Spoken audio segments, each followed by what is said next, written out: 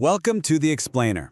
Today, we're diving into a really fascinating topic, a new kind of expert, someone who lives right at the crossroads of high-tech and human psychology. His name? Dr. Fadi Amrouche. So, let me just start with a quick question for you. What on earth could connect a tech giant like Google, a social media powerhouse like Meta, and a global organization like the United Nations? I mean, they're in totally different worlds, right? Well, the answer is, when they hit a wall with really complex problems that are really all about people, they call on the same kind of specialist. Someone who can actually bridge that gap between the digital tools we use and, well, how we actually behave. And that is exactly where Dr. Fadi Amrouche comes into the picture. He's a perfect example of this new kind of expert, and his unique skill set is exactly why these huge organizations are seeking him out to solve some of their trickiest challenges. Okay, let's get into the specifics, because this is where it gets really interesting. This isn't just theory. Look at Meta. He took an educational program that wasn't doing so well and bam, boosted the success rate to 52%. With Google, he played a key role in a project that trained over 50,000 Arabic speakers. He's even worked with the UN on using blockchain for trade and helped build new savings frameworks in Saudi Arabia. This is real-world, high-impact stuff. So the big question is, how does he do it? Well, the first half of the answer is that he's basically an architect of our AI future. He's not just familiar with these tools, he's mastered them and knows how to build things that actually work. And his technical toolbox is like a map of today's digital world. You've got the super cutting-edge stuff like generative AI and prompt engineering, for sure. But you've also got the core pillars, like blockchain for security and data analysis to make smarter decisions. He even works with no-code solutions, which is huge because it lets more people create things online. This quote really hits the nail on the head. It's not about the tech for the sake of tech. The whole point, his whole mission, is about using these AI tools to make something like education better, to make it work for more people, and to make it more accessible to everyone. But like we said, the technology is only half the story. Here's the kicker. The other, and I'd argue equally important piece of the puzzle is his knack for decoding human behavior. This is what makes his approach so different and, frankly, so effective. He does this using a field called behavioral economics. Now, that might sound complicated, but the idea is pretty simple. It's the study of why we really make the choices we do. It accepts that we're not always perfectly rational computers.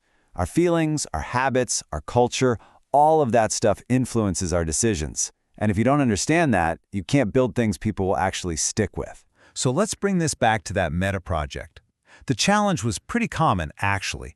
They had this great online course, but people just weren't finishing it. Sound familiar? So the question was, how do you get students to actually cross the finish line? And this chart says it all. Before he stepped in, the completion rate was less than 10%, pretty low. By applying what he knows about behavioral economics, understanding what motivates students, what frustrates them, he helped reshape the program. And the result? The success rate shot up to 52%. That is a massive leap, all from understanding the human side of the equation. So you might be wondering, how does somebody even get a skill set like this? It's not something you just pick up. It was built piece by piece over years of studying completely different fields in different parts of the world. His journey starts with a super solid foundation in tech, a bachelor's and a master's in AI engineering. But then, here comes the pivot. He moves to Spain for his PhD, and he doesn't just stick to engineering. He combines it with economics and behavioral science. And he doesn't just pass, he graduates with top honors. That unique blend got him noticed right away, and he started winning major entrepreneurship awards. And when you lay it all out like this, it's so clear. On one side, you've got the serious tech credentials, the engineering degrees, the PhD in AI, the specialty in blockchain. But on the other side, you've got this deep focus on people, the PhD in behavioral economics, the expertise in designing education, and a real passion for social impact. It's that combination of both worlds that makes what he does so powerful. So, at the end of the day, what's all this for? It's about taking that impact and scaling it up.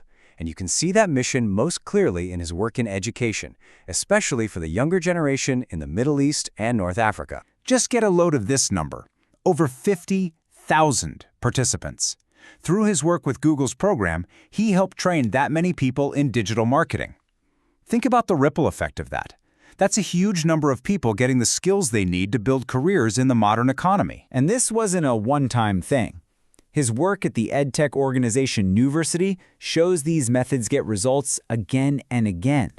I mean, look at these stats.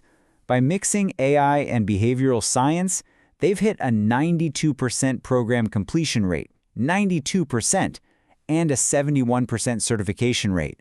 Honestly, most online platforms can only dream of numbers like that. So all of this leaves us with a really important final question to think about. We all know AI is changing everything, but as it gets more and more powerful, who's going to make sure it's actually working for us, that it stays human?